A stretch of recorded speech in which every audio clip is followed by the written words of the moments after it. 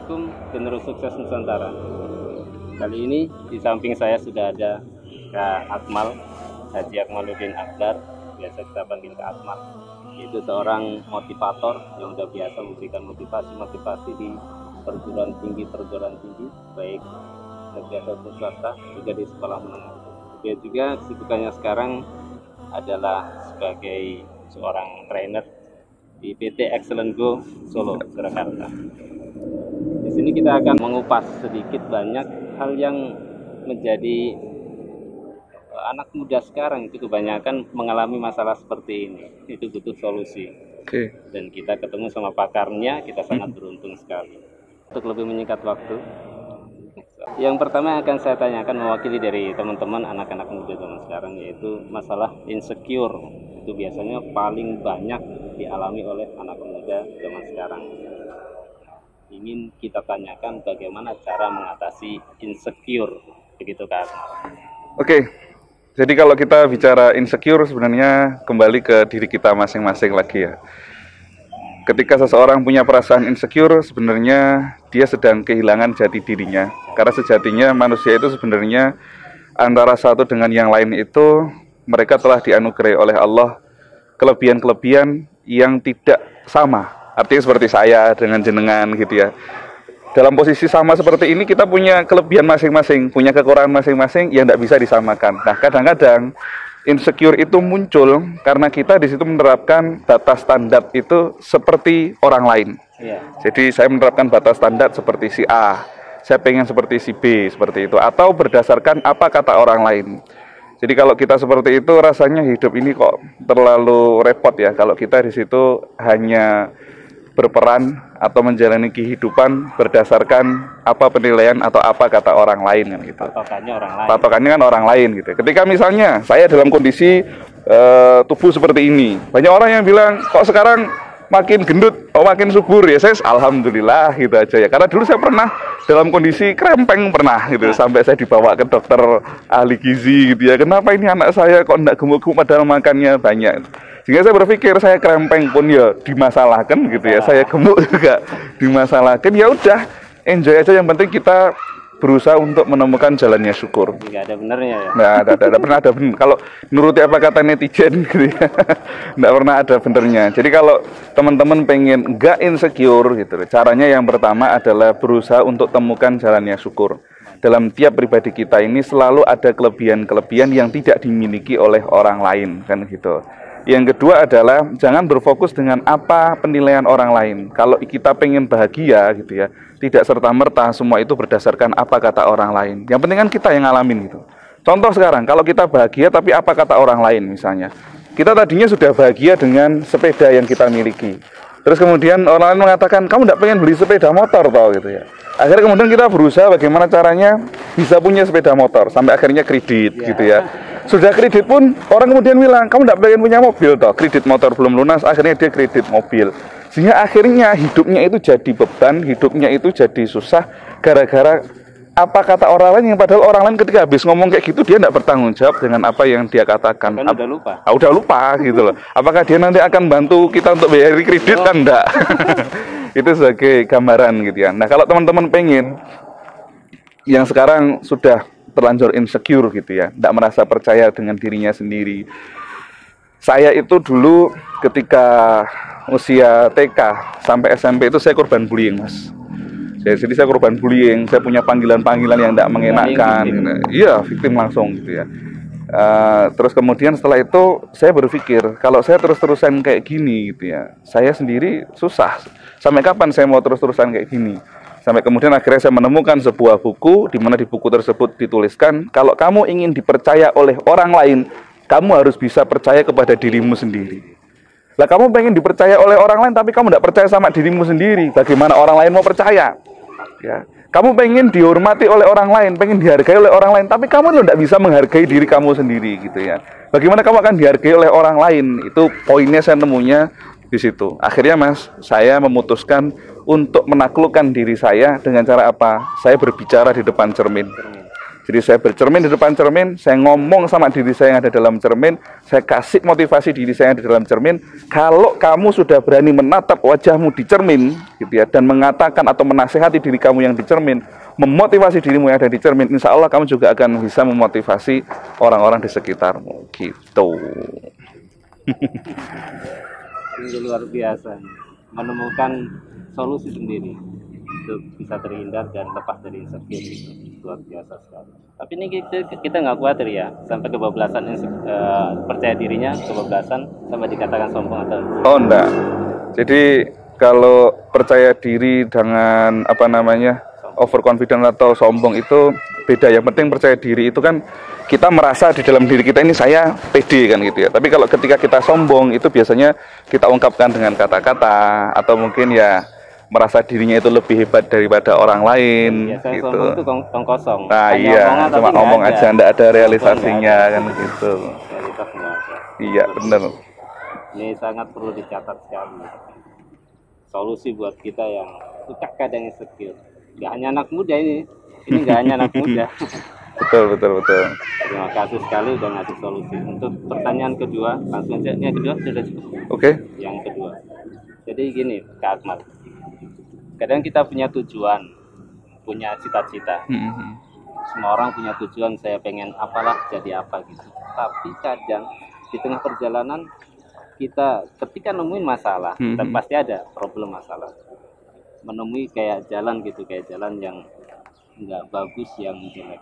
Itu kadang terbersit, kita pengen menyerah. Nah, bagaimana cara kita nyeting ke dalam mindset kita supaya kita ini tetap semangat untuk meraih tujuan atau cita-cita tersebut. Oke. Jadi kalau misalnya dalam kondisi kita benar-benar sudah mentok, terus merasa putus asa, pengen nyerah, ada satu hal yang perlu teman-teman ketahui adalah sifat alamiah manusia itu dia ingin menghindari rasa sakit kan gitu ya. Dia ingin menghindari rasa sakit, dan biasanya kegagalan itu akan timbul rasa sakit gitu ya. Ketika kita menginginkan sesuatu kok tidak tercapai, biasanya akan muncul dulu awal itu perasaan sakit, kecewa dan lain sebagainya. Nah, ketika teman-teman dalam kondisi benar-benar sudah putus asa, pengen menyerah, di situ coba teman-teman tanya kepada diri sendiri gitu. Iya, kalau saya ini nyerah, nanti yang saya dapat apa? Kerugian yang saya dapat apa nih kalau saya sampai nyerah? Misalnya dalam kondisi teman-teman ini kerja gitu ya. Kalau sampai saya nyerah dalam bekerja seperti ini, nanti terus yang saya dapat apa ini kerugiannya? Oh, saya nanti tidak akan bisa mandiri. Oh, saya nanti gimana saya bisa berkeluarga kalau saya sendiri aja bekerja aja sudah gampang menyerah, misalnya seperti itu. Teman-teman menuntut ilmu gitu ya, baru sebulan 2 bulan gitu, misalnya ada yang di pondok pesantren gitu ya, sudah nyerah, tidak kuat gitu loh. Terus kemudian menyerah, pengen pulang gitu. Coba teman-teman berpikir, kalau saya bertahan, apa yang akan saya dapatkan? Tapi kalau saya kemudian menyerah, apa yang akan saya dapatkan? Dari situ teman-teman akan menimbang gitu ya. Dan orang cenderung akan menghindari yang namanya kerugian gitu ya, akan menghindari yang namanya rasa sakit, penderitaan dan lain sebagainya gitu. Nah, ketika dalam kondisi seperti itu teman-teman ingat, kalau sampai saya menyerah yang saya dapatkan seperti ini, ya kekurangannya seperti ini, maka teman-teman coba berusaha untuk mencari sumber motivasinya. Biar bisa termotivasi bagaimana? Oh, ingat tujuannya apa? Gitu ya. Ingat tujuannya apa yang bisa membuat termotivasi. Yang kedua adalah cari orang-orang yang di situ bisa memotivasi teman-teman. Entah itu orang tua gitu ya, mungkin dari guru atau mungkin dari teman. Hindari teman-teman di situ yang memberikan efek yang membuat jadi lemah cita-cita kita gitu ya, atau melemahkan. Pernah suatu saat saya cerita tentang impian saya, Mas. Ketika itu saya mau buka studio foto, kemudian saya kasih nama Air Barat gitu ya. Kenapa saya kasih nama Air Barat? Air itu saya filosofinya banyak dibutuhkan orang, barat itu kiblat. Saya berharap ini usaha saya dibutuhkan banyak orang, kemudian barat itu adalah arah kiblat. Saya berharap ini nanti bisa untuk kelancaran ibadah. Saya pengen nanti setelah buka studio, yuk nanti kita bisa umroh, saya bilang gitu. Ya, tapi ketika saya sampaikan itu, saya diketawakan gitu ya. Wah, apa mungkin tukang foto bisa berangkat umroh gitu. Tapi ketika itu, saya berpikir kalau saya nyerah gitu ya, yos berarti yang bener omongan teman saya kan gitu. Berarti memang saya ini lemah gitu ya. Tapi kemudian saya berpikir, saya punya Allah kok, saya harus tetap maju. Karena saya pengen punya impian, saya pengen bisa berangkat umroh dari usaha saya ini. Setelah itu saya setiap malam Mas ada di studio itu, saya tidak pulang, saya berdoa di situ, membaca Quran di situ, sholat malam di situ, sampai akhirnya alhamdulillah hanya dalam waktu 3 bulan impian saya alhamdulillah Allah paring tercapai. Jadi tempat ini juga mendapat barokah dari itu semua. Bisa jadi seperti itu, Iya. seperti itu. Ya. Jadi kalau ketika teman-teman sekarang lagi dalam kondisi lemah, ayo ingat lagi ingat wajah orang tuamu. Apa yo pengen lihat orang tuamu nanti di situ meratapi sedih melihat anaknya gagal gitu ya, kecewa. Coba ingat lihat wajah kelak pasanganmu, kelak anak-anakmu, kelak gitu. Dibayangkan dari sekarang. Kalau kamu sekarang sudah patah semangat, putus asa gitu ya, wes nanti kamu bayangkan orang-orang tercinta lah. Di bayanganmu, di benakmu ini reaksi mereka bagaimana. Insya Allah dengan seperti itu kamu akan jadi termotivasi gitu. Dan biasanya Mas yang paling banyak dialami anak-anak sekarang itu kan ketika mereka sudah kepepet itu justru harusnya tenaganya muncul sampai akhirnya keluarlah sebuah jurus the power of kepepet kan gitu. Ketika sudah kepepet betul langsung di situ tenaganya muncul kan gitu. Semua yang tadinya seakan-akan nggak mampu itu jadi mampu semua. Betul. Bebas semua. Betul. Untuk pertanyaan ketiga dan ketiga adalah terutama anak-anak muda kalau melihat anak muda di luar sana itu contoh suka pergi pacaran dalam hal seperti itu contohnya. Nah, ketika di dalam dirinya ada keinginan pengen melanggar peraturan agama, contoh anak muda pengen pacaran seperti itu, bagaimana cara kita menasehati diri kita sendiri supaya terhindar dari itu semua, karena kita tahu agama melarang itu semua. Cara yang paling efektif menurut saya adalah dengan mengingat mati ya Mas ya. Dengan ketika kita mengingat mati, baik ketika kita di situ beribadah maupun ketika kita di situ punya terbesit perasaan keinginan untuk melakukan pelanggaran atau perbuatan dosa, ketika ingat mati itu efeknya jadi berbeda. Contoh sekarang, ketika seseorang ingin berbuat pelanggaran atau dosa, kemudian dia di situ ingat mati, maka dia berpikir kalau sampai ketika saya lagi pacaran atau mungkin dalam konteks lain misalnya selain pacaran ya, ketika saya lagi berbuat dosa misalnya, kok tiba-tiba saat itulah ajal terakhir saya datang, bagaimana kan gitu. Sehingga akan timbul perasaan takut betul dalam dirinya untuk melakukan perbuatan salah. Dia akan berpikir, ini saya mau berbuat pelanggaran, saya mau nyium, saya mau gandeng, saya mau bonceng. Terus ketika itu dia berpikir, nanti ketika saya pas kondisi kayak gitu tiba-tiba ajal saya datang, bagaimana naudzubillah min dzalik gitu ya. Nah, suul khotimah jadinya gitu ya. Sehingga timbullah perasaan takut. Tapi kalau orang berpikir, nanti aku habis melanggar, habis berbuat dosa masih ada waktu untuk bertobat. Nah, akhirnya kemudian dia meremehkan dosa-dosa itu sampai ketika dia berbuat dosa, dia lupa bahwa Allah itu Maha melihat. Ya kan? Orang ketika pacaran kan seolah dunia hanya milik mereka berdua. Lupa bahwa Allah itu Maha melihat. Sama pula ketika kita sedang beribadah.